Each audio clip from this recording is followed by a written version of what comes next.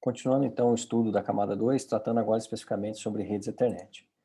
O que nós percebemos, né, que as redes Ethernet, elas abarcam a camada 1 e a camada 2. Nós vimos lá no estudo da camada 1, na camada física, né, que as redes Ethernet especificam o tipo de cabo, se ele é blindado, não blindado, qual a quantidade de trança por metro, né, de cada um dos pares, são 4 pares trançados, né, qual o tipo de conector, né, a questão de patch panel e assim por diante, como é feita a crimpagem, a organização, os padrões, né, padrão A e B para fazermos a crimpagem, que ele nos leva a cabo reto e aos cabos crossover, né.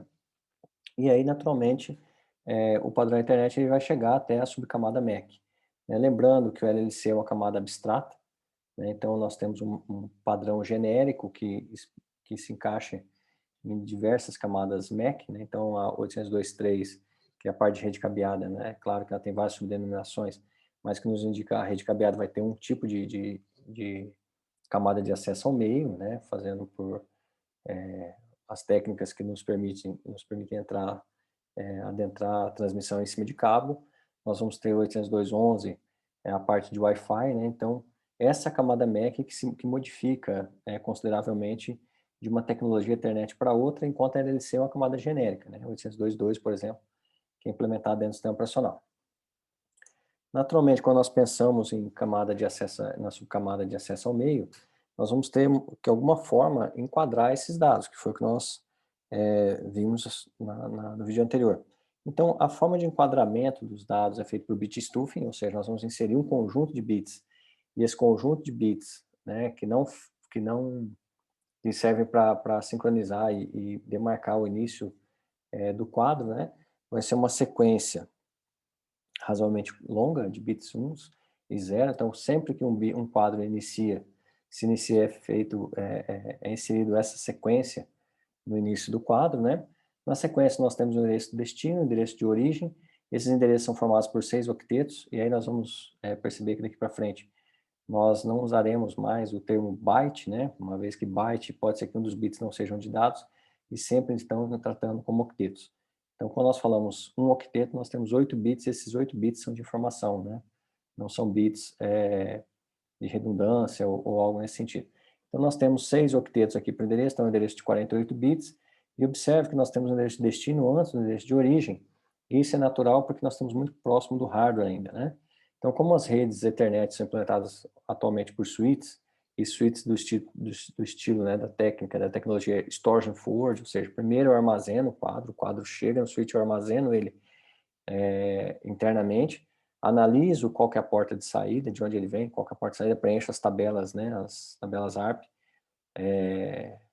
que me interessam, e depois eu encaminho. Então, primeiro eu faço o armazenamento, storage, e depois forward, né, depois eu faço o encaminhamento. Então, nessa estrutura de store forward próximo ao hardware, é mais eficiente nós usarmos o endereço de destino primeiro, né, isso reduz o tempo de leitura, para depois o endereço de origem. Nós vamos perceber que quando nós chegarmos à camada 3, o endereço de origem vem antes do endereço de destino, uma vez que nós já estamos trabalhando com software. Então, como são ponteiros, não faz muita diferença onde que eles estão, né? Aqui, nós ainda estamos bastante vinculados, a tecnologia ainda está bastante vinculada à camada física, né?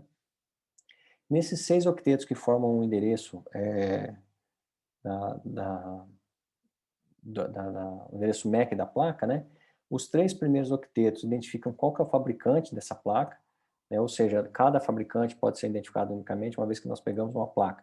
Se nós olharmos os 3 primeiros octetos do endereço MAC daquela placa, esse endereço não muda, né? É claro que nós podemos, dentro do sistema operacional, fazer ajustes para mudar esse endereço, mas na placa esse endereço não é modificável, né? Uma vez que nós compramos uma placa internet, esse endereço internet que nós compramos, ele é único no mundo, ou deveria ser único no mundo, né? E os 3 primeiros octetos indicam o fabricante, e os próximos 3 octetos indicam qual que é a placa daquele fabricante, né? Esse tipo de tecnologia suporta a transmissão por unicast, ou seja, unicast eu estou mandando um quadro para um único destinatário, ou seja, saindo da placa A destinada à placa B, quer dizer, um destinatário único, ou eu posso trabalhar com o sistema de broadcast, né, cujo endereço utilizado para isso é um endereço cujo todos os 48 bits são preenchidos com bit 1, né, que nos dá esse endereço FF, FF, FF, FF, FF, FF, né. Quando nós fazemos isso, um único quadro é expandido, é entregue para todas as placas que estão conectadas naquela rede. Então, se nós tivermos um switch, por exemplo, com 48 máquinas conectadas, e nós soltarmos um único quadro com esse endereço preenchido tudo com 1, né, o endereço destino preenchido com 1, esse quadro é entregue para todas as máquinas e todas as máquinas entenderão que aquele quadro é para ela, né, e vai processar aquele quadro. Lembrando que as redes Ethernet são redes nativamente, foram projetadas para ser rede broadcast. Então, quando nós mandamos um quadro da máquina A para a máquina B, e nós, só para fazer um adendo, nós chegamos no switch, vai ficar mais claro. Mas veja bem, a ideia da rede Ethernet, o conceito inicial, é que nós tivéssemos um barramento aqui, em que todas as máquinas fossem conectadas, né? Por isso nós chamamos de barramento Ethernet. Uma vez que a máquina A manda um dado para esse barramento, esse dado ele percorre todo o barramento e todas as máquinas, então, recebem essa informação. Então, naturalmente, a transmissão das redes Ethernet é uma transmissão por broadcast. É claro que quando nós colocamos switch, isso vai modificar um pouco, mas nativamente ela foi projetada para ser uma rede baseada em broadcast. Então, quando a máquina A manda um quadro destinado à máquina B, a máquina C também recebe esse quadro. Mas como o endereço de destino, o endereço unicast de destino, não é o endereço da máquina C, a máquina C simplesmente vai descartar esse quadro, ela não vai enviar isso para a camada 3. Ela recebe, analisa esse quadro, olha que o endereço de destino não é dela e descarta. A máquina B, por sua vez, vai perceber que o endereço de destino é dela e vai entregar, então, para a camada 3, aqui para a camada de rede, para a camada IP, esse quadro e assim, né, lógico, vai tirar ali, vai desmontar o quadro e entregar só a parte de dados, né, só essa parte interna, que está, na realidade, aqui o conteúdo da camada 3, né, do protocolo IP por completo. Né, vai fazer, então, essa entrega. Agora, esse endereço de broadcast que nós tratamos aqui é o contrário. Nós vamos mandar um único quadro, nós estamos mandando um único quadro aqui na rede. O endereço de destino desse quadro é esse endereço aqui, FFF, né, todos os bits preenchidos comum. A máquina B vai receber, a máquina C também receberá, mas ambas levarão esse quadro para sua camada de rede. Porque esse endereço aqui significa que todas as máquinas são destinatárias. Né? Então, não importa qual que é o seu endereço físico, você vai receber esse quadro, tratar esse quadro, detectar naturalmente se ele está corrompido ou não. Se ele não tiver, passa a parte de dados para a camada 3 registrar. E de qual camada 3? Né? Porque nós falamos sempre IP, porque IP é a tecnologia atual. Mas nós já tivemos no passado, por exemplo, um domínio do IPX. Então, qual protocolo de camada 3 estou usando? Ou será que nós estamos usando o ARP, que também é um protocolo de camada, ele é bem controverso, né, na classificação, mas também seria encaixado como um protocolo de camada 3, né? Isso é dado pelos próximos 2 bytes aqui, pelos 2 octetos, né, em que diz qual que é o tipo de rede. Esses dois octetos que indicam qual que é o tipo do protocolo da camada superior, né, também já foi utilizado para identificar o tamanho. Né? Então, hoje ele tanto pode ser utilizado para tipo como para tamanho também do quadro. Né? Mas, naturalmente, é mais comum nós encontrarmos ele como tipo. Quando nós olhamos esse tipo, então, o protocolo IP é identificado por esse valor, né, em hexadecimal 0800, o protocolo ARP 0806 e o protocolo, né, Novell 8137. É natural nós encontrarmos esses dois valores atualmente, né, tanto o protocolo ARP, nós veremos daqui a pouco qual é a sua tarefa, e o protocolo IP, né, o protocolo Novell já é um protocolo legado. E aí no final, então, aqui nós temos o Frame Check Sequence, né, que na realidade é um CRC, que é aplicado aqui, é um cálculo polinomial, que permite verificar se esse quadro aqui está íntegro ou não. Não estando íntegro, ele não é corrigido, ele simplesmente é descartado. Então nós usamos o CRC, lembrando, CRC é uma técnica, né, uma metodologia utilizada para detecção de erro e não correção. Então, uma vez que nós olhamos o Frame Check, se não bate essa soma que está aqui, o quadro todo é descartado, e aí, naturalmente, as camadas superiores, né, a camada de transporte, por exemplo, vai perceber a ausência de dados e pedir retransmissão. Né? Observem que, diferentemente do que nós temos visto sempre, não existe aqui um trailer. Né? O trailer não está anexado aqui. Porque, como o preâmbulo é bem definido, e o preâmbulo é bastante longo, o próprio preâmbulo é utilizado, o preâmbulo do quadro 2 é utilizado como se fosse o trailer do quadro 1, né? Então, nós temos o preâmbulo, o quadro, um próximo preâmbulo, como ele é bastante longo, e as redes Ethernet são redes locais de banda base, né? Então, bastante confiáveis, com pouca interferência, a chance de nós termos uma deturpação, uma variação desse preâmbulo, uma deterioração do preâmbulo, a ponto de nós perdermos o sincronismo do quadro é bastante pequena.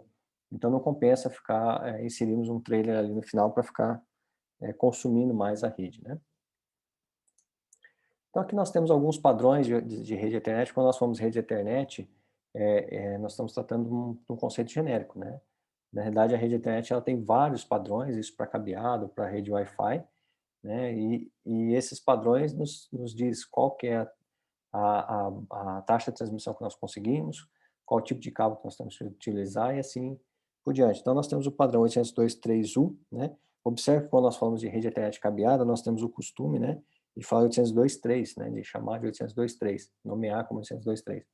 Então, 802.3 é um padrão genérico, né, quando nós estamos nos referindo à rede cabeada. Assim como 802.11 é um termo genérico para rede Wi-Fi. Nós temos 802.11a, 802.11b, né, G, N, AC, AC Wave 1, AC Wave 2 e assim por diante. Então, 802.3U é uma rede que nós entregamos 100 megabits por segundo em banda base, né, em cima de par trançado, como nós tínhamos visto. Naturalmente, ele vai usar cabo categoria 5, 5E, assim sucessivamente. Se nós estivermos usando cabo categoria 3, né, que já está fora de linha, nós teremos que utilizar todos os pares para transmissão e recepção, né? Nenhum par poderia ser utilizado para isolamento. Também nós podemos usar fibra ótica, né? Então nós temos aqui também redes de base de 100 megabits por segundo. Quando nós pensamos no padrão 802.3AB, nós começamos a ter as redes gigabit, né? Então são as redes gigabits em cima de par metálico. Então nós temos aqui 100, né, 1000 megabits ou 1 gigabit em banda base, par trançado, né, com categoria 5 ou superior, bem como nós podemos ter, então, o uso de fibra monomodo e multimodo, né, de curta distância, né, de short, de curta distância, ou de longa distância, ou longuíssima distância, né, e é isso tudo no padrão AB. Da mesma forma, nós temos o padrão AE, que são as redes 10 GB, né, e aí também 10 GB em par trançado, ou 10 GB em cima de fibra ótica, também de short range ou long range, né? Curta ou longa distância, ou distâncias maiores, né? Quando nós temos aqui distância 40 km, é claro que feito com fibra monomodo. Então, observe que quando nós utilizamos a nomenclatura 802.3, nós estamos dizendo que é uma rede cabeada.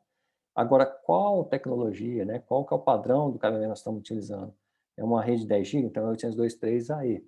Né? Se for uma rede de 100, nós teremos que pegar a classificação aqui, nós teremos 802.3U. Uma rede de 1 GB, 802.3AB. E assim sucessivamente. Né? Nós vamos ter aqui depois o padrão de 40, padrão de 80, e assim por diante. Só para relembrar a questão da camada 1, né? o cabeamento das redes Ethernet, eu posso ter cabo reto ou pino a pino, né, em que a ponta de TX corresponde à ponta de TX do outro lado, né, de transmissão, e aí naturalmente eu tenho que ligar um ativo de rede num host, então host ativo, então um host, uma máquina, num switch eu ligo com cabo reto, e quando eu tenho que ligar equipamentos iguais, ou seja, dois hosts, por exemplo, eu preciso fazer um cabo crossover, né, onde a transmissão de um lado é a recepção do outro lado, porque as portas são iguais. Quando nós usamos um cabo pino a pino, um cabo reto, apesar do cabo ser reto, a porta do switch ela é invertida em relação à porta de um host. Então, enquanto um host trata a porta 1 como transmissão, por exemplo, o switch trata a porta 1 como recepção. Então, não precisa inverter o cabo por isso, né? Como nós vimos no estudo da camada 1. E o cabo console, em que nós temos a inversão total, né? A ponta 1 de um lado é a ponta 8 do outro lado. E assim sucessivamente, né? A 2 é a 7 e assim sucessivamente. O cabo console é um cabo que nós utilizamos para configurar os switches, né? Então, no geral, nós ligamos o cabo console na porta console do switch, normalmente na porta USB do notebook, antigamente era na porta serial, e via um terminal, ou um emulador de terminal atualmente, nós fazemos a configuração via linha de comando, né? O que é o mais usual quando o switch é gerenciável. É claro que o uso de interface web tem ampliado muito, mas ainda quando nós olhamos switch core, switch topo de rack, switch de distribuição, ainda é muito comum não termos outra interface, a não ser uma interface texto.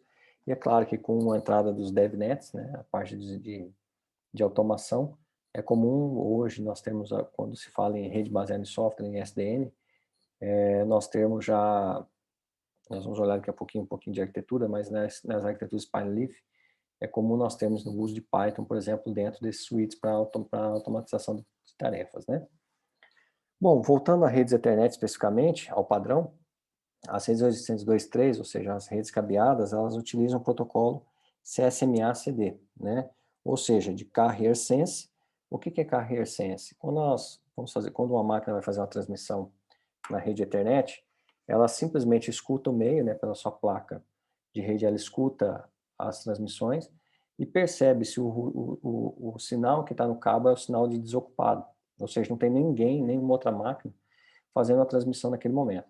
Então, ela sente o meio, uma vez que o meio está disponível, ela simplesmente transmite na capacidade máxima do meio, né, uma capacidade de acordo com o padrão que nós estamos implementando, se é AB ou outro padrão. Né? Então, então o carrier sense sente o meio, se o meio está disponível, simplesmente faz a transmissão. É claro que isso pode dar uma colisão, e aí nós vamos perceber como que isso é feito na hora que nós olharmos a questão do CD. Então, CS é de carrier sense, MA, né, de múltiplos acessos, múltiplos access, ou seja, múltiplas máquinas podem perceber o meio simultaneamente e fazer transmissão sempre que querem. Então, eu tenho múltiplas máquinas, como no desenho anterior, vinculado a um barramento, elas escutam aquele barramento pelo carrier sense e faz a transmissão. Então, é um acesso múltiplo, né? Tem múltiplos hosts fazendo esse acesso.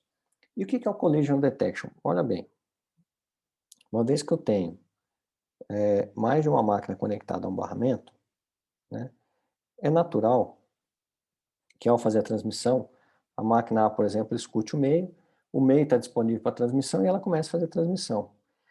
Existe um tempo, né, que nós chamamos aqui de round trip time, que é o tempo desse quadro percorrer esse barramento como um todo. Né? O quadro, para a máquina B, por exemplo, perceber a informação é um tempo, para a máquina C que está mais distante é um outro tempo.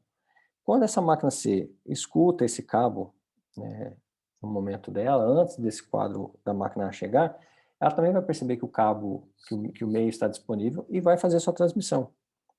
Naturalmente, uma hora esses dois sinais aqui vão se encontrar. Quando isso acontecer, nós temos uma colisão. Né? Nós temos uma colisão ocorrendo. A colisão ficou bem difícil de ler aqui, né? Nós temos, então, uma colisão ocorrendo. Quando acontece essa colisão, naturalmente o sinal é deturpado, o sinal se perde, né? O sinal é corrompido. Então, tanto o dado que a máquina A enviou vai ser perdido, como o dado que a máquina B, que a máquina C enviou também vai ser perdido. Quando qualquer uma dessas máquinas, por exemplo, se a máquina C percebeu essa colisão, quer dizer, o sinal que está no cabo é um sinal de colisão, porque não faz parte dos padrões de troca de sinal, o que é feito? A máquina B injeta nesse barramento um que nós chamamos de jam signal, ou seja, é um sinal dizendo, olha, está tendo uma colisão. E nesse momento, então, todas as máquinas param de transmitir. Né? Se elas já terminaram, elas já suspenderam, mas se elas estão realizando transmissão, ela para a transmissão daquele quadro no meio, mesmo sem ter completado, né? ter chegado ali ao frame check, né? No final do quadro. Ela simplesmente para, esse sinal então se propaga. Quando isso acontece, a máquina A, que estava transmitindo, e a máquina C, que estava transmitindo, começam a aguardar um tempo aleatório. Né? Esse tempo aleatório nós chamamos de wait standoff period, né? Ou seja, um período de espera. Né? Esse período ele é um número aleatório, então, por exemplo, no primeiro intervalo, exerce um número aleatório de 1 a 3, e esse número 1, por exemplo, não é vou esperar um segundo, né? É um tempo de transmissão. Então, digamos que o tempo de propagação de ir e voltar nessa rede aqui seja 0,5 milissegundos, né? Lógico que é um tempo fictício. Então, se eu gero aqui um número aleatório 1, o que eu vou aguardar é 0,5 milissegundos. Se eu gero 3, é 3,05 milissegundos. E aí, uma vez que esse tempo, esse timer esgota, eu faço novamente, escuto o meio e faço novamente a transmissão. Se houver uma segunda colisão nessa transmissão que a máquina está fazendo, ela dobra esse tempo, né? Então passa a fazer no intervalo de 1 a 7, de 0 a 7, né? Que é 0 a 3. Eu posso fazer isso de 0 a 7. Escolho um número aleatório e faço novamente esse aguardo. E assim sucessivamente, né? Vou aumentando até um certo limite, a partir de um certo limite eu não aumento mais e começo a aguardar sempre aquele tempo. Com isso, espera-se que essas colisões sejam evitadas, né? Sejam em algum momento essas duas máquinas vão conseguir transmitir sem que essa colisão ocorra. Então esse collision, o CD que está aqui de Collision Detection é exatamente isso. É a capacidade dessas máquinas detectarem que a colisão ocorreu e através de um Gen Signal informar que a colisão ocorreu e para que todos suspendam essa transmissão então. Então, Carrier Sense é poder sentir, né, escutar o meio para ver se pode ou não transmitir, se está disponível o meio, uma vez que é uma rede de banda base, ou seja, cada máquina quando vai transmitir ela ocupa o espectro todo, né, a frequência toda, a capacidade da banda toda, então não tem como mais de um transmitir por vez.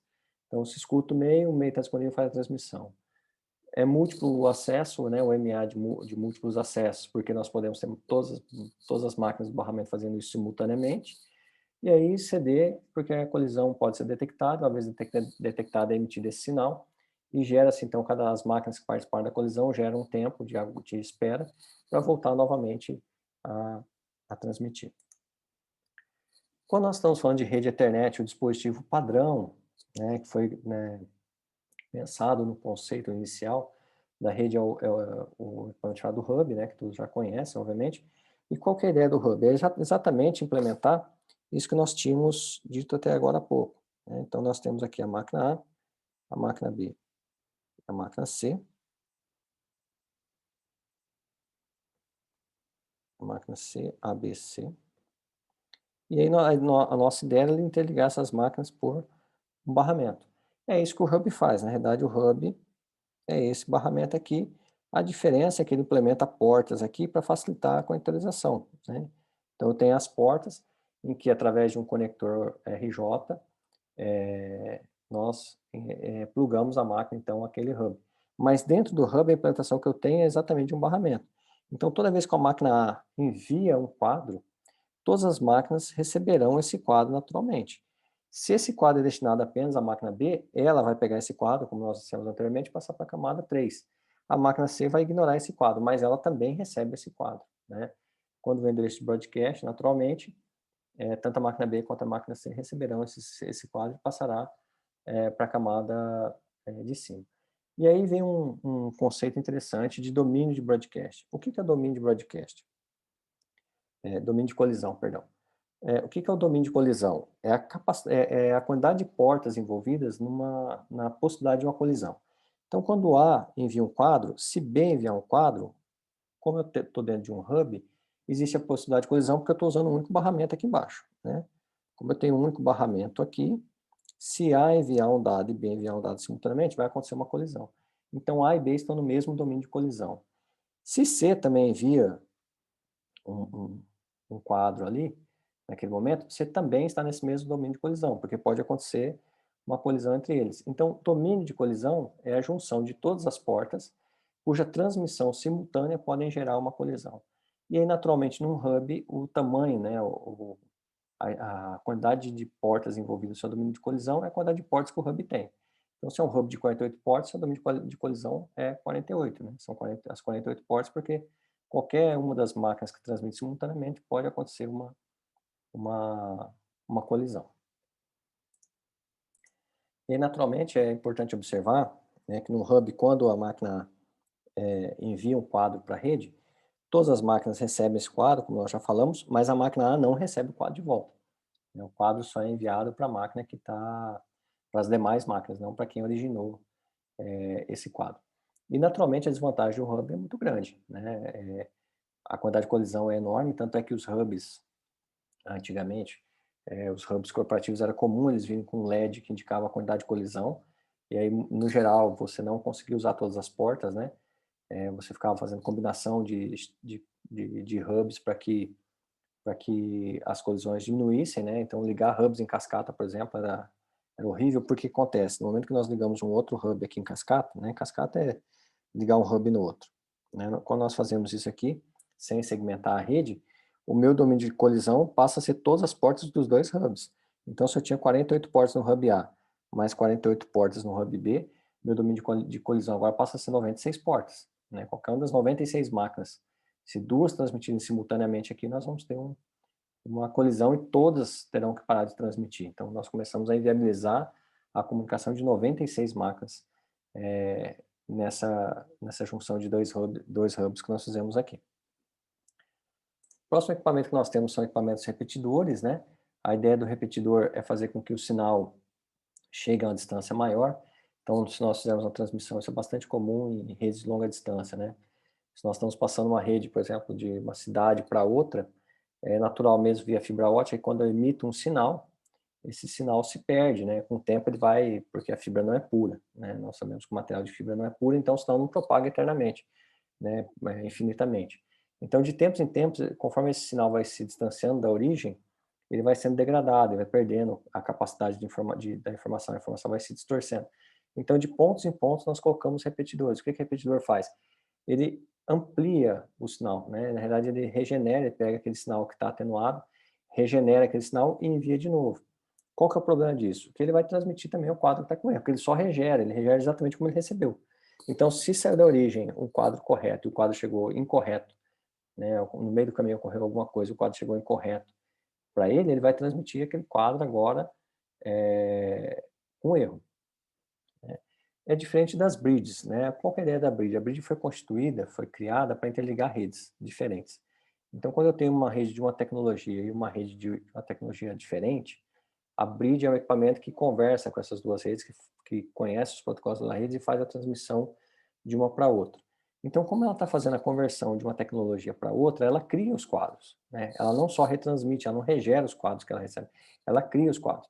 Então, os quadros com erro não são retransmitidos, ela vai descartar esse quadro, porque como ela vai criar um quadro novo, se ela receber um quadro defeituoso, ela vai checar, né, por exemplo, pelo FCS, vai checar, vai perceber que o checksum está incorreto e vai descartar o quadro, não vai gerar um quadro novo. Já os repetidores, não. Os repetidores, como ele só está repetindo o quadro, ele regera aquele quadro com erro mesmo. Então, naturalmente, as bridges são mais lentas que os repetidores, mas, obviamente, a aplicação de ambos os dispositivos foram criados para finalidades diferentes. Repetidores para fazer com que a rede alcance uma maior distância e bridges para interconectar redes de diferentes tecnologias. E aí os dispositivos que mais nos interessam agora são os switches, né? Diferentemente dos switches, diferentemente dos hubs, os switches eles não têm um domínio de colisão entre todas as suas portas, né? Quando nós pensamos no switch, né, com suas portas aqui, não estão ficando certas, né, mesmo dimensões, mas está dando para entender. O que o switch possui? O switch possui internamente linhas de comunicação ou barramentos de dados, né? Então, quando duas portas precisam conversar, por exemplo, a porta 1, porta 1, 2 aqui, até a porta 48, por exemplo. Quando a porta 1 precisa trocar informação com a porta 3 aqui, por exemplo, elas se conectam, né, elas fazem switching aqui, ligam as chaves e se conectam a esse barramento de dados. Então, os dados que são enviados pela máquina que está conectada na porta 1 só vai ser recebido pela máquina que está conectada na porta 3. O funcionamento da tecnologia Ethernet é a mesma. A princípio, o quadro é encaminhado e todas receberiam, que é uma rede que trabalha com a ideia de broadcast, né? Mas os switches eliminam essa característica. Então, a máquina 1, quando ela manda um quadro para a máquina 3, somente a máquina 3 conhece. É claro que se for a primeira vez que o quadro é enviado, o switch não sabe quem está na porta 3 e quem está na porta 1, né? Então, a primeira vez que a máquina envia um quadro na porta 1, destinados à porta 3, vai acontecer um broadcast, né? Porque ela não sabe ainda, o switch ainda não sabe qual máquina está na porta, que a máquina 3 está na porta 3, né? Então, ela vai fazer uma inundação, vai mandar para o broadcast para todos, somente a porta 3 vai receber. Mas quando a porta 3 responder esse quadro, o switch vai aprender que a porta 3 está conectado na máquina com o endereço MAC específico, né? A partir daí, então, sempre que chegar um quadro na porta 1 destinado à máquina que está na porta 3, esse quadro vai ser entregue ali, né? Então, vamos supor que nós temos aqui, só para exemplificar, digamos que aqui eu tenho a máquina com endereço tudo 0 aqui, final em 01, final 03. Quando essa máquina que está conectada na porta 1, essa que está conectada na porta 3, eu injeto um quadro aqui com destinatário o MAC address final 3, o switch vai aprender que na porta 1 está a máquina cujo MAC address é 000000, finalizando em 01. Ele vai colocar isso na sua tabela ARP, né, na sua tabela de tradução de endereços. Mas a máquina ainda não sabe que o endereço MAC 000000, finalizado lá em 03, está na porta 3. Então ele vai mandar esse quadro para todo mundo, para todas as máquinas, para todas as portas, vai soltar em todas as portas ativas. Naturalmente, as demais máquinas vão ignorar esse quadro, porque não é para ela esse quadro, e quem vai responder esse quadro, então, vai ser a máquina 3. Em algum momento ela vai responder esse quadro ou vai fazer uma nova transmissão. Quando a máquina de MAC final 3, que está conectada na porta 3, enviar essa informação, o switch entende que a máquina com MAC final 3 está na porta 3. Então, o próximo quadro da máquina cujo MAC termina em 1 for enviado para a máquina cujo MAC termina em 3, o switch vai receber isso na porta 1 e entregar somente na porta 3, porque agora ele sabe qual máquina que está em qual porta, né? Então, o nosso domínio de colisão dentro de um switch são sempre duas portas, né? É a junção de duas portas, ou seja, não há colisão, né? Eu não vou conseguir fazer colisão porque um switch é full duplex, né? A transmissão é full duplex. Então, quando a máquina 1 manda para a máquina 3, a máquina 3 recebe. A máquina 3 pode mandar para a máquina 1 simultaneamente, a máquina 3 vai receber. Então, o nosso domínio de colisão é individual, né?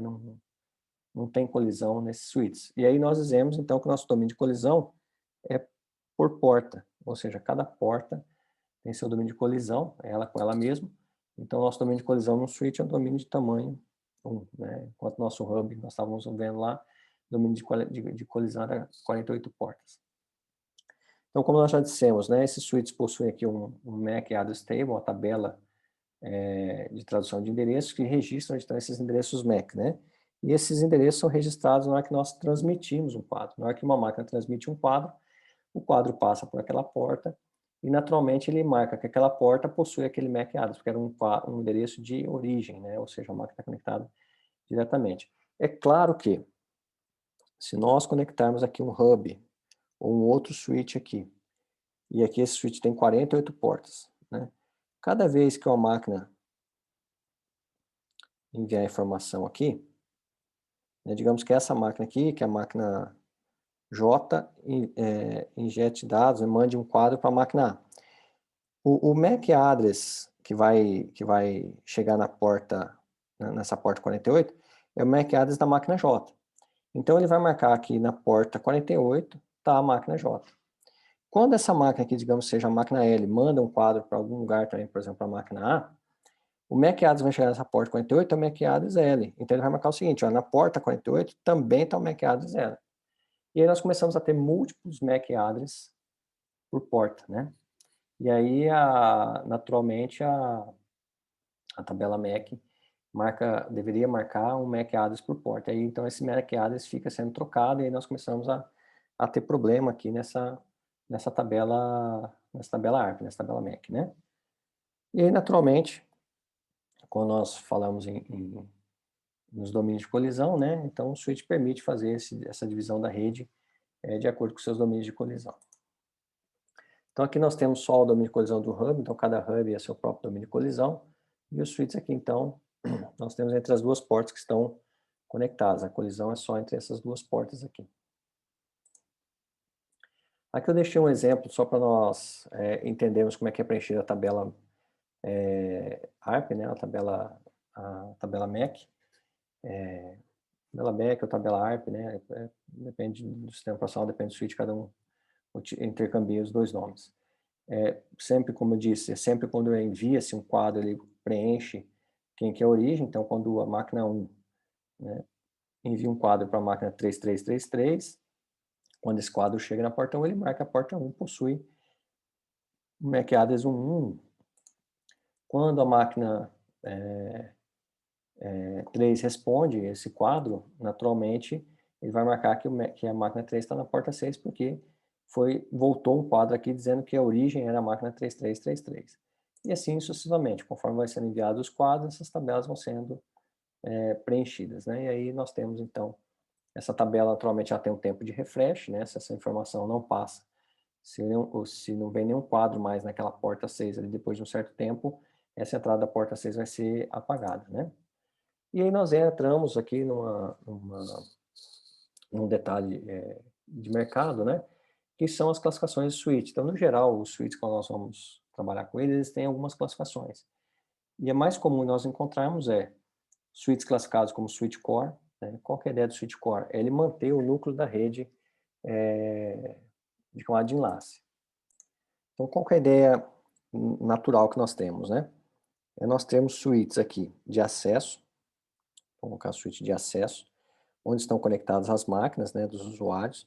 Esses switches de acesso, naturalmente, são switches que precisam ter muitas portas, porque nós temos muitos usuários, mas a velocidade de tráfego, né, a taxa de transmissão não precisa ser muito elevada. Então, nós podemos ter uma taxa de transmissão aqui de 1 GB. É claro, mas se eu tivesse uma taxa de transmissão de 10 GB, poderia? Poderia, mas nós veremos o problema agora. Então, nós temos acesso dos usuários de 1 GB. Digamos que nós tenhamos aqui, esses switches tenham 48 portas. Então, nós temos, se todos os usuários transmitirem simultaneamente na capacidade máxima, nós teríamos 48 GB de transmissão. Naturalmente, o que nós estamos tentando acessar, no geral, são servidores que estão dentro do nosso data center, né? E aí, esses servidores, se eles estiverem também interligados a 1 gigabit por segundo, nós teremos, então, só do primeiro switch, 48 GB de transmissão, do segundo mais 48, do terceiro mais 48. Então, nós teríamos uma sobrecarga nesse servidor. O servidor sofreria um ataque DOS interno. Então, o que nós fazemos? Nós interligamos esses switches de acesso a switch de distribuição. E aí nós interligamos ele a um barramento um pouco mais veloz do que os barramentos de acesso, né? 10 GB, por exemplo. Então, o que nós estamos fazendo? Olha, eu tenho uma via maior, naturalmente eu estou vindo, então, de um switch de acesso em que eu tenho uma grande capilaridade, mas uma baixa taxa de transmissão. Nós estamos indo para um switch de distribuição que eu tenho uma menor capilaridade, ou seja, eu não vou ter 48 portas, vou ter menos portas no geral, né? Ou vou ter um switch de 48 portas de distribuição ligado a 20, 10 switches de acesso de 48 portas, né? Então, nós estamos colocando um switch com maior capacidade. Essa capacidade aqui de encaminhamento do switch de distribuição precisa ser maior que a capacidade do switch de acesso. Então, o switch de acesso, nós temos uma capacidade de encaminhamento ali de 48 gigabits. E aí, fazendo uma pequena observação, nós temos o que nós conhecemos como switch no blocking, ou seja, switch sem bloqueio. O que são os switches no blocking? Se nós conseguirmos fazer com que todas as portas conversem com todas as portas, enviando os dados, e não há espera, ou seja, nenhuma porta é bloqueada temporariamente, ou seja, nós temos barramento de dados para levar todos esses dados, nós temos um switch no block. Então, para que todas as portas, pensando num switch de 48 portas, para que todas as portas consigam conversar com todas as outras portas na sua capacidade máxima, nós precisaríamos ter um chassi com capacidade de encaminhamento de pelo menos 96 gigabits por segundo, ou seja, o dobro, né? Porque todas as portas são full duplex, então eu envio 1 GB e recebo 1 GB. Isso em 48 portas, então isso me dá 96 gigabits de encaminhamento. Então essa aqui seria minha taxa de encaminhamento. Ou minha taxa de switching.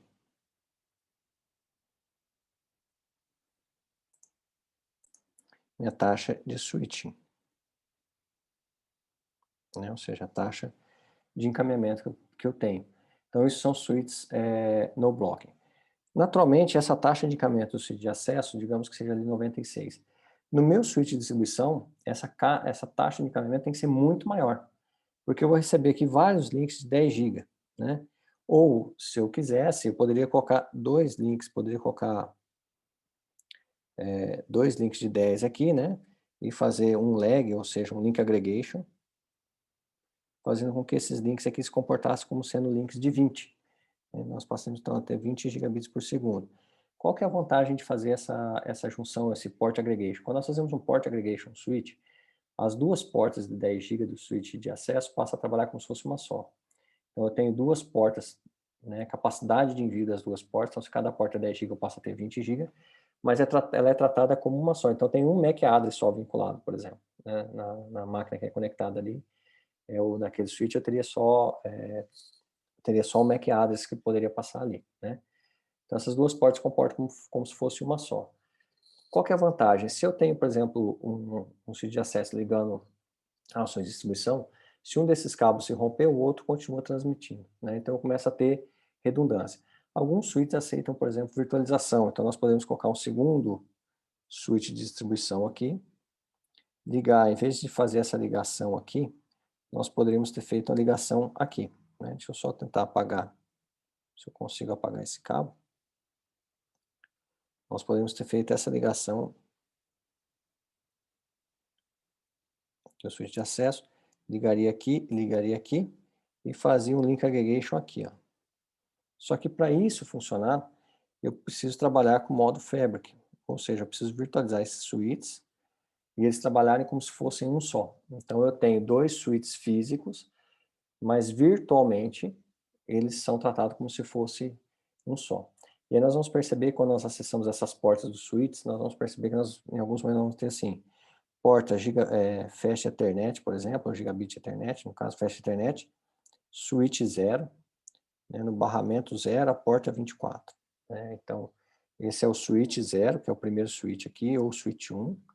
Aí, barramento 0, que é se for um switch que aceita múltiplas placas, né, qual das placas dentro desse switch e qual que é a porta dentro dessa placa. A gente vai ver isso com calma quando for configurar switches no simulador. Então, nós podemos fazer isso aqui. Então, percebam, eu tenho switch de acesso aqui com alta capilaridade, mas com baixa capacidade de transmissão. Estou interligando isso num switch de distribuição que tem uma capacidade de switch maior. Naturalmente, os buffers são a memória cache, né, é maior também, os buffers são maiores, a capacidade de bufferização é maior, para que eu possa transmitir isso. Mas percebam que eu estou vindo aqui com 48, mais 48, mais 48, e estou jogando isso num único switch por 30 GB. Né? Então, se a gente fizer com duas ligações, nós teríamos 60 GB. Então, um único canal de subida que nós temos aqui, o único canal de subida que nós temos aqui, de 20 GB, não consegue carregar todos os usuários, mas isso é necessário para que eu consiga ir diminuindo o meu fluxo de dados, né? Isso no momento de rajada. Mas nós sabemos também que o usuário final não consegue gastar esse 1 GB na placa de rede constantemente. Né? É natural que o usuário fique com tráfego de dados normalmente até abaixo de 100 megabits por segundo, porque se você vai, por exemplo, navegar na internet, você está vinculado à velocidade de internet que você tem. E nós sabemos que os links corporativos de internet dificilmente chegam a 1 GB. Né? Normalmente nós tratamos isso na casa dos mega. Então, se nós pensarmos em uma máquina, por exemplo, que está fazendo download, nós estaríamos limitados à velocidade do link de acesso à internet. Né? Então, como nós sabemos que os usuários normalmente não gastam esse 1 GB, nós construímos uma arquitetura que possa encaminhar rajadas, né, fazer o tráfego de rajadas, mas não de todos fazendo rajadas ao mesmo tempo na capacidade máxima, senão nós vamos deteriorar a rede. E, naturalmente, esses switches de distribuição são interligados no que nós chamamos de switch core, ou seja, é o switch núcleo da rede. É ele que interliga todos os switches de distribuição e, naturalmente, todos os switches de acesso. Então, digamos que eu tenho aqui no segundo andar, switch de distribuição ligados a switch de acesso. Né? Aqui é o primeiro andar, por exemplo, né? Essa estrutura que nós montamos no primeiro andar, aqui é o segundo andar. Aqui é um switch de distribuição. Esse switch de distribuição também está ligado nesse switch core. Então, se essa máquina é uma máquina que está plugada aqui, né? Uma máquina A, precisa trocar a informação com a máquina Z, que está lá do outro lado, esse quadro vai sair do switch de acesso, vai passar pelo switch de distribuição. Na sequência, ele vai passar pelo switch core, vai descer para o switch de distribuição, depois para esse switch de acesso, até chegar nessa máquina aqui. Então, com isso, nós estamos começando a criar uma arquitetura de rede. Naturalmente, esse switch core aqui, nós temos capacidade de encaminhamento na casa dos terabits. É comum nós encontrarmos switch de switch core com capacidade de encaminhamento de 6.2 tera, 6.5 tera. Né? Switch de distribuição, muitas vezes fica aí na casa de 1 tera de encaminhamento, enquanto o switch de acesso é 96 GB. Já é um switch no blocking de 48 portas, né? Então percebam a capacidade, a diferença de capacidade de processamento de cada switch. Naturalmente, o switch de acesso eu tenho uma capilaridade muito grande, distribuição menos capilaridade, mas uma capacidade de transmissão de switching maior, de encaminhamento maior, switch core, uma capilaridade menor ainda, né, mas com uma capacidade de encaminhamento muito maior. E aí nós vamos então montando uma espécie de arquitetura, né, uma arquitetura de redes de switches. Nós vamos ver que existe uma outra arquitetura chamada Spine Leaf, que tenta quebrar um pouco essa hierarquização. É comum também nós termos redes de 2 níveis, né, onde eu tenho só o switch core, e aí nós viemos na sequência para um switch que é distribuição e acesso ao mesmo tempo, né, isso principalmente quando a rede não é muito grande. E aí os usuários são conectados na sequência aqui.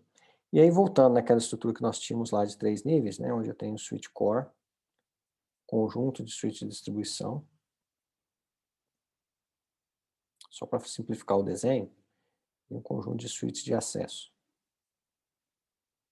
Isso, eu tenho essa mesma estrutura aqui repetida em todos os switches de distribuição, né? Não exatamente igual, a mesma quantidade de switches de acesso, mas também tem isso repetido. É natural que esse switch core aqui esteja dentro de um data center. Então, isso aqui está vinculado a um data center.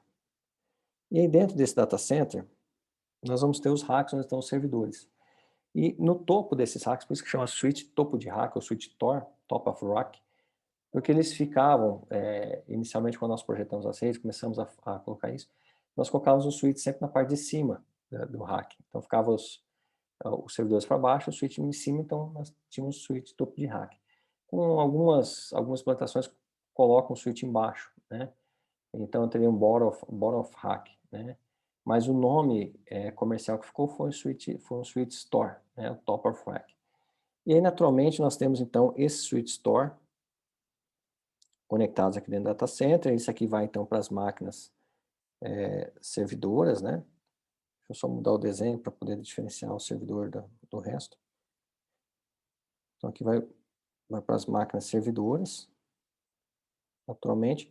Essa interligação de máquinas servidoras, claro que hoje nós temos plataformas de virtualização que geram um novo degrau, mas no geral também vão ser conexões ali de 20 gigabits por segundo, por exemplo, com as máquinas, ou 10 gigabits por segundo, dependendo do tipo de máquina que nós estamos trabalhando. E esses topos de rack são vinculados ao switch core também. No geral, há uma velocidade muito maior, velocidade de 40 gigabits por segundo. Então, nós temos aqui um acesso do usuário final a 1 GB, uma subida para o switch de distribuição a 10 GB, né? A conexão aqui com o switch de distribuição, uma subida aqui normalmente a 20 GB, por exemplo, né? Aumentando a nossa taxa de transmissão, e dentro do data center nós teríamos conexões de 40 GB ou agregações aqui em 80, né, passaria 80, agregações aqui fazendo que isso vire 40, e agregações aqui passando a 20, e assim por diante. Né? Então, nós sempre temos essa hierarquia, fazendo com que nós tenhamos switches de alta capilaridade na borda e switches de alta capacidade de transmissão dentro do data center. Né? É claro que isso depende de cada projeto. Às vezes nós fazemos isso com 3 camadas, às vezes com 2 camadas, às vezes com mais conectorização, outras vezes com menos conectorização, e assim por diante. Então, quando nós pensamos num switch core, nós estamos falando de switches, no geral, modulares. Esses switches são desenhados de tal forma em que você encaixa, olhando aí de frente, né, como se fosse um core de frente, você tem placas, né, que são encaixadas aqui, são essas placas que nós vemos na frente dele aqui. Então, nós temos aqui interface, essa interface aqui de 1 GB, por exemplo. Aí nós teremos uma outra placa aqui com interfaces de 10 GB fibra, outra interface com conectorizações com portas 10 GB metálica, assim por diante. A comunicação entre as portas da mesma lâmina é feita pela proximidade da própria lâmina, né? Comunicação feita entre lâminas é feita por placas que nós chamamos de fabric, que são placas de dados, né? Nós chamamos ela de fabric, que faz com que os dados de uma lâmina consiga ser levada para outra lâmina, né? E naturalmente essa arquitetura, é claro que isso é montado na caixa, né? As lâminas vão se encaixando nessas placas, né? Essa arquitetura resiliente, né? redundante, nós temos múltiplas placas de Fabric. Então, nós temos o Fabric 0 e o Fabric 1, por exemplo. Na falha do Fabric 0, o Fabric 1 é acionado, né? Então, nós temos redundância entre essas placas. E, no geral, nós temos uma placa também redundante, uma placa específica, vou desenhar aqui, vai pegar um pouquinho, mas só para a gente entender, onde são rodados os sistemas operacionais. Então, também existem placas para sistema operacional também redundantes, de uma para, a outra assume. Da mesma forma, esses switches também têm fontes redundantes, ventiladores, né, fãs redundantes também, e assim por diante, com a disponibilidade extremamente alta. É comum você encontrar switches com disponibilidade de 99,99% de tempo de uptime, né, ou seja, execução de 99,99% de todas as horas de um ano. Então, você pega de um ano, 99,99% dos minutos ele vai estar em operação. Naturalmente, são switches com custo elevado, né? Mas é possível perceber que essa estrutura de chassi nos traz uma versatilidade e uma tolerância à falha muito grande. Nós temos aqui um exemplo aqui da HP, né? O HP, lembrando que a HP foi adquirida pela Aruba recentemente, então as linhas HPE, elas têm deixado o Brasil e estão sendo substituídas pela linha Aruba. E aqui nós temos a linha Nexus da Cisco, né? Que é a linha atual de switch core da Cisco, a série 9000 uma delas, né? E aqui nós temos, então, um chassi preenchido com as placas, né? Então, nós temos aqui as placas de conectividade, e aqui nós temos um chassi vazio, onde nós podemos observar como que as placas são encaixadas, né? Então, nós temos placas que são verticais, né? Que são as placas de interface, e nós temos as placas horizontais, que são as placas de Fabric e sistema operacional. É claro que cada fabricante implementa isso de um jeito diferente, né? Mas a ideia do chassi é mais ou menos essa. Aí nós temos depois os switches topo de rack, que foram os switches que nós estávamos dizendo que são responsáveis por conectar os servidores ao switch de switch core, né? Os switches topo de rack no geral também tem uma capacidade de carregamento muito alta, né? Então de 1.9 tera, com os caches também bastante, com cache expressivo, bem diferente dos switches de acesso, né? E no geral os switches topo de rack eles não são modulares, eles são switches barra, né? Ou seja, switches de um único tipo de porta ou dois tipos de porta. É comum que nós tenhamos aqui portas, por exemplo, de 10 gigabits para ligar os servidores, e nós temos portas específicas aqui separadas para ligar com o switch core, né? Para fazer ligação com o switch core de uma tecnologia normalmente de 40 GB, esse é o mais comum de se encontrar hoje em dia. Então pode ser tanto 10 GB metálico quanto 10 GB por fibra ótica.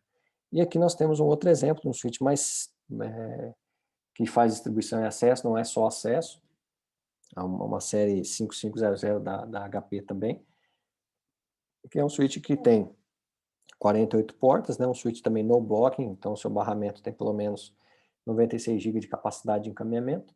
E nós temos portas aqui para empilhamento, né?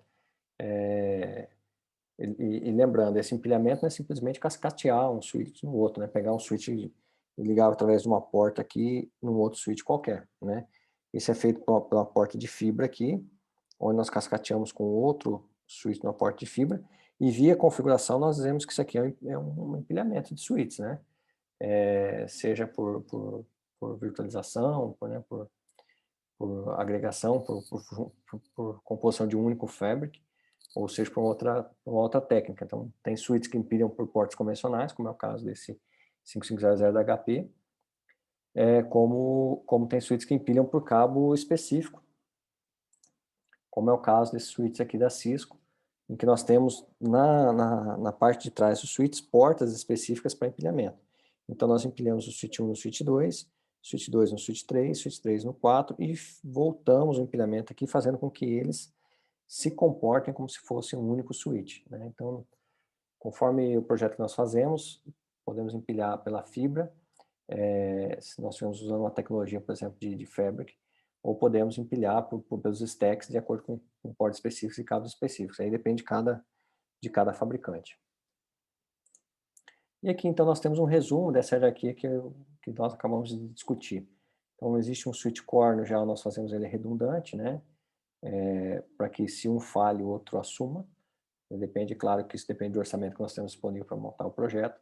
Depois nós temos uma camada de distribuição, né, em que esses switches, quando eu tenho switch cores distintos, é natural que cada switch de distribuição se conecte aos dois switch core, né? E aí algumas tecnologias, né, como a HP, por exemplo, e a Cisco me permite fazer com que esses dois switches aqui se comportem como sendo um só. Então, fisicamente eu tenho dois switches, mas virtualmente eu enxergo um único switch. E aí, depois, com a distribuição, nós temos a camada de acesso. É natural, aqui não ficou no desenho, mas que a gente tenha também os topos de rack conectado ao switch core, né? E aí, naturalmente, o fluxo, no geral, dessa rede caminha nessa direção, né? Sai da camada de acesso, camada de distribuição, core, topo de rack, né? E dos topos de rack também nós levaremos para os acessos à internet, né? No geral. Então, claro que dentro do data center nós vamos ter isolamento do que é o nosso espaço de servidores, do espaço de telecom, né? Nós temos um data center, no geral, tem uma separação para o espaço telecom, onde chegam os roteadores das operadoras, e depois ele passa para o espaço protegido data center, né? Só para a gente simplificar aqui. Normalmente o data center ou é separado, ou quando se constrói junto, nós temos aqui as fileiras de racks, né? De servidores. No geral, aqui é um corredor quente, né? E aqui na frente eu tenho esse corredor frio, né? Então o ar-condicionado é injetado aqui, a máquina puxa esse ar frio e solta ar quente aqui no fundo. Esse ar quente volta para o sistema de refrigeração e volta a ser frio aqui novamente. Então nós temos essa ideia. Algumas soluções têm uma espécie de capota aqui que fecha esse espaço do ar quente para que fique mais eficiente o ambiente. Então os servidores estão aqui, né? Conectados aqui nos racks. Os servidores estão ali dentro, ali também está o switch core. E normalmente existe uma separação, uma barreira física aqui, onde é entregue um outro conjunto aqui de racks para as operadoras, né? E aí, naturalmente, existe um espelhamento da fibra ótica daqui para dentro, fazendo com que nós possamos ter acesso de um lado do outro. Ou, quando não há essa separação física, os data centers são construídos separados. Aqui eu tenho o data center de wide space, né, que nós chamamos que é onde ficam os servidores, e nós temos a parte de telecom, onde ficam as comunicações externas, né, para que não tenha terceirizados externos, fornecedores, perdão, não tenha acesso à minha parte e minha área de servidores, né. E toda essa estrutura é montada com essa organização aqui. Uma outra arquitetura que é que está ganhando força recentemente, principalmente por causa das nuvens e da virtualização, é uma estrutura que nós chamamos de spine leaf. É uma estrutura que não tem essa hierarquização. Então, basicamente, nós temos aqui suítes que são distribuição e acesso ao mesmo tempo, que são os leafs, né? Aqui nós temos os leafs. E aí nós temos suítes de maior capacidade, são os spines. E aí eu tenho uma rede aqui full mesh, né? Full mesh entre essas estruturas. Os acessos estão aqui, né? As pessoas estão conectadas aqui. É claro que essa arquitetura ela é muito maior, né? Nós teríamos uma quantidade grande na camada de spine, uma quantidade grande de suítes, porque ela precisa fazer o trabalho que esse core está fazendo com suítes mais simples, né? Então é uma estrutura mais barata e uma capilaridade muito grande. E essa capilaridade aqui full mesh, ela faz sentido porque nós estamos passando para a era da SDN, né? Ou seja, as redes baseadas em software. Então eu tenho uma rede física construída nesse formato, mas nós temos, por exemplo, digamos que eu tenho servidores, né, conectados aqui. Mas eu tenho digamos que eu tenha uma rede virtual, né, uma rede baseada em software, que seria essa rede de sobreposição azul que nós desenhamos aí, definida. Então, fisicamente eu tenho todos os equipamentos ativos de rede conectados com todos, que é uma conexão total, full mesh, mas eu defino via software, via regras, quem pode conversar com quem. Então, por exemplo, eu não teria comunicação da máquina dessa máquina A, por exemplo, com a máquina B. Apesar de eu ter comunicação física entre esses equipamentos, né, eu poderia vir por esse trajeto aqui, deixa eu pegar uma outra cor, eu poderia vir por esse trajeto aqui, por exemplo, né, apesar de eu ter essa capacidade física de conexão, a minha rede virtual, minha rede de sobreposição, ou minha overlayer network, ela não permite isso, porque só permite que eu saia da máquina A e vá para esse servidor 1 que está aqui. Eu não poderia ter acesso da máquina A na máquina B. Então, eu tenho uma conexão total full mesh física e construo uma rede de sobreposição, isso é SDN, uma rede de sobreposição baseada em software, ou seja, em regras, em que o pacote, o quadro chega no switch e o switch olha uma tabela de regras. Se eu posso ou não encaminhar para aquele local, e não podendo, eu não caminho, mesmo que eu tenha conexão física, né? Essa é a ideia. E essa rede Spine Leaf tem ganhado bastante adesão recentemente, porque é uma rede mais barata de construir, porque cabeamento é mais barato do que os ativos, do que os switches, e nós não fazemos uso de switch core, que são switches bastante dispendiosos, né? E nós temos que lembrar que esses switches têm garantia de 3 a 5 anos, né? Depende do switch que nós compramos. E naturalmente, quando essa garantia acaba, você precisa renovar, e a renovação da garantia, muitas vezes, é um preço muito próximo do custo do switch, ou então nós temos talvez que trocar de switch porque ele sai de linha, né? Então, essa estrutura hierarquizada, ela tem que ser utilizada quando nós temos essa necessidade, né? Quando nós não temos essa necessidade toda de fluxo, de controle de trânsito, né, de engenharia de trânsito, de tráfego, nós podemos usar uma rede mais simples, uma rede Spine Leaf, por exemplo, em que eu tenho uma capacidade de transmissão alta, uma organização alta, mas eu tenho eu vou gastar muito mais com cabeamento e menos com equipamento. Mas, se eu ainda tenho uma cidade ainda menor, eu posso trabalhar com a rede de 2 níveis, né? Eu posso usar suítes suite store, por exemplo, como se fosse suite core, e fazer um núcleo, e aí fazer um conjunto de suítes de acesso, fazendo uma rede hierarquizada de 2 níveis. Ou poderia colocar só o core e o acesso direto, né? Poderia fazer essas mesclas. Aí depende, claro, de cada projeto que nós vamos executar. E aí nós entramos no outro detalhe agora que é comum nós encontrarmos nas redes Ethernet, que são os protocolos ARP. O protocolo ARP, na realidade, ele é um protocolo dito de camada 3, né? Mas ele é utilizado para que a gente possa fazer com que o IP funcione. Então, no geral, perdão, o IP não, o Ethernet funciona, baseado em IP. Então, no geral, quando nós configuramos a máquina A e a máquina B, nós temos dentro dessas máquinas os IPs, né? É comum nós sabermos, por exemplo, que o IP da máquina A é o 72.16.3.1 e saber que o IP da máquina B é o 72.16.3.2. Mas, quando é feita a transmissão, o software manda, então, um pacote da máquina 172.3.1 para a máquina 172.16.3.2, mas nós não sabemos qual é o endereço MAC dessas máquinas, né? E é aí que entra o pacote ARP, né, de Address Resolution Protocol, ou seja, um protocolo de resolução de endereços. Então, ele envia um quadro na rede, um broadcast na rede Ethernet, dizendo, olha, eu sou a máquina 172.16.3.1, quero mandar, meu MAC address é X, né? O endereço Ethernet é X, e eu quero mandar um quadro para a máquina 172.16.3.2, mas eu não tenho esse endereço. Então, eu não posso simplesmente mandar broadcast, porque eu quero mandar especificamente para a máquina 172.16.3.2. Então, ele manda para o broadcast esse quadro, com esse protocolo ARP, dizendo qual é o IP dele, qual é o MAC address dele e qual é o IP de destino que ele quer alcançar. Todas as máquinas vão receber esse quadro, né? Que ela é destinada para o broadcast, então o quadro é montado com o endereço de destino broadcast, mas o protocolo ARP está dizendo que ele quer falar com a máquina 172.16.3.2. E a máquina 172.3.2, então, o 172.16.3.2, responde dizendo qual que é o seu MAC address. E uma vez que ele respondeu, então, a máquina A, e aí responde por unicast, ele vai montar um quadro com o MAC address de origem da máquina 172.16.3.2, destinada ao MAC address da máquina 172.16.3.1. Devolve esse quadro e a partir então a máquina A sabe como chegar agora na máquina B.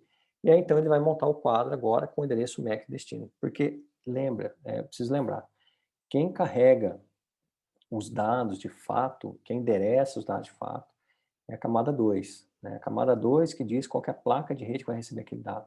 A camada 3, a camada IP, ela só cria, ela diz qual que é aquela máquina na internet, na rede mundial, que vai receber o pacote. Então, a camada 3 é utilizada para roteamento, para endereçamento. Quem faz realmente a transmissão na rede física, na tecnologia de rede Ethernet, é a camada 2. Quem endereça é a camada 2. E aqui, então, a gente tem um exemplo. Né? Nós temos um exemplo, nós vamos ter aqui o frame montado, né, com destino e origem. É claro que aqui na frente nós temos o preâmbulo, né, o preâmbulo que é aquela codificação que nós tínhamos. Endereço de destino, endereço de origem. O tipo, quer dizer, qual que é o protocolo que está na camada de cima. Aqui nós temos o protocolo, então, IP, por exemplo. Se fosse 0800, seria o protocolo IP na camada de cima. Mas como nós estamos usando o protocolo ARP, nós temos a codificação do protocolo ARP, né, 8060. Então, quando nós temos essa codificação 8060, quer dizer, o protocolo de camada superior que está dentro da parte de dados do quadro é um protocolo ARP. E aqui nós temos, então, o protocolo ARP, depois tem o paging, que é o preenchimento, né? Lembrando que o frame, toda rede, toda rede física, ela tem um tempo de propagação, como nós vimos lá, né? Então, tem um tempo de um time, né, de um round trip, né? Ou seja, o tempo de sair o pacote, o quadro de uma ponta e percorrer todo o meu caminho, né? Então, veja, se meu quadro for muito pequeno, de tal forma que eu transmito ele muito rápido, eu posso ter colisão muito fácil.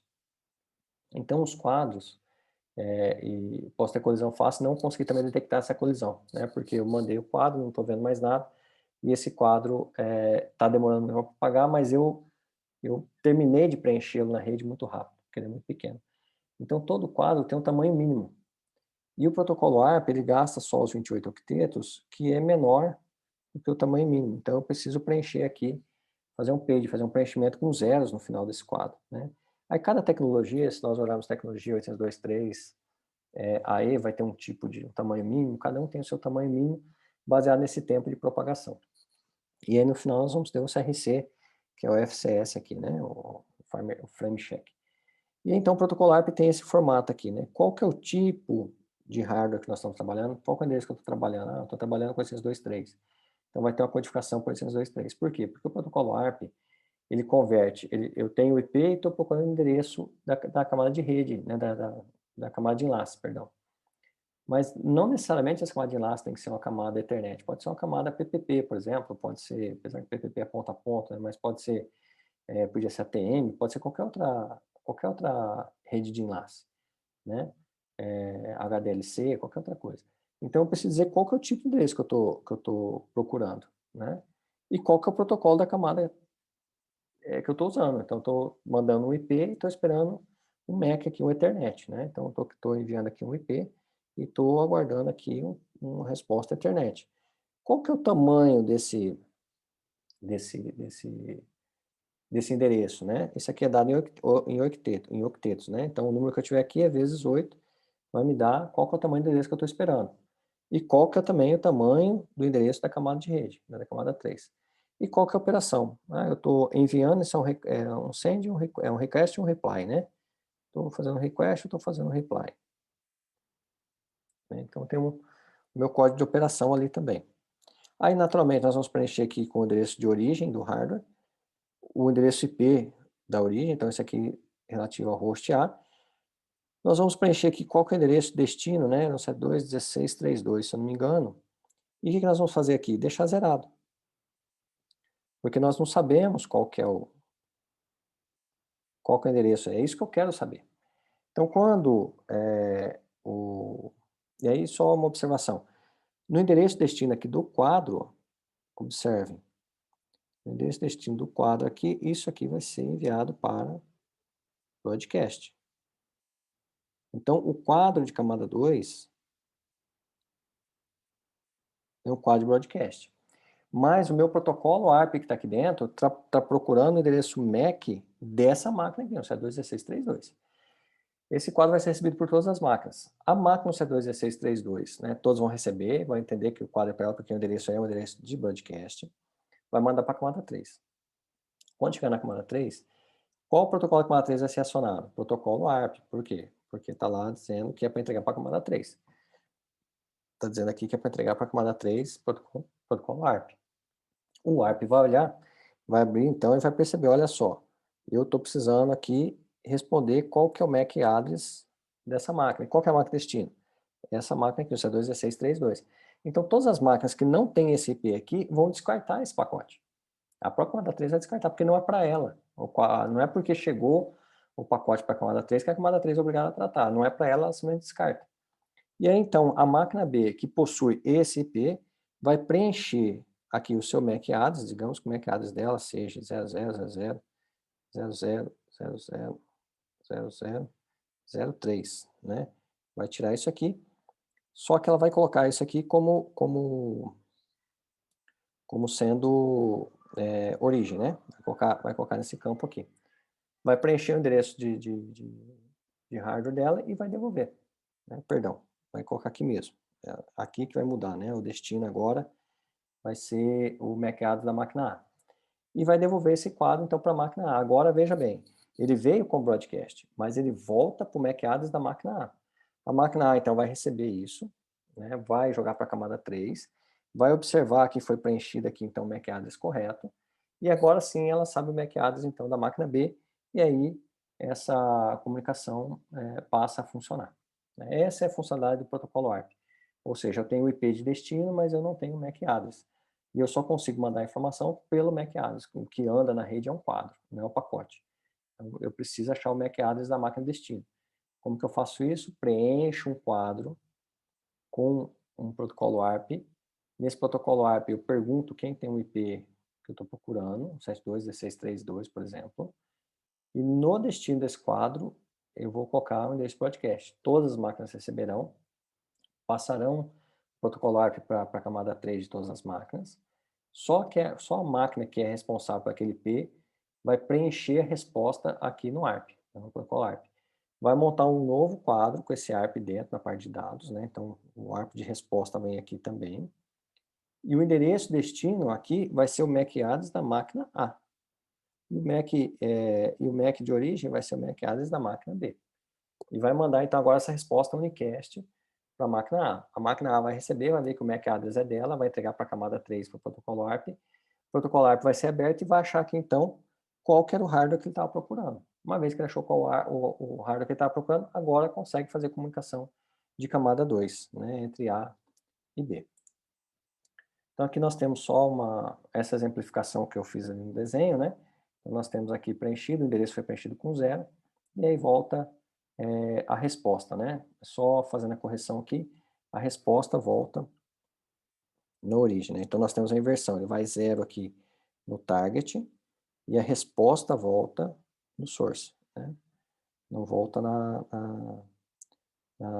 no target. O target é trocado aqui, passa a ser origem, né? Natural, porque tem a origem e destino.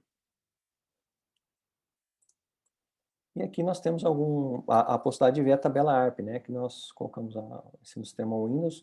Se eu colocar o comando ARP-A, naturalmente eu vou conseguir olhar quais são os endereços. Então, o 92.68.1 tem o endereço 0018, né? Termina em A2, é o endereço dinâmico, ou seja, foi coletado conforme foi fazendo a transmissão, a placa foi descobrindo esse endereço aí.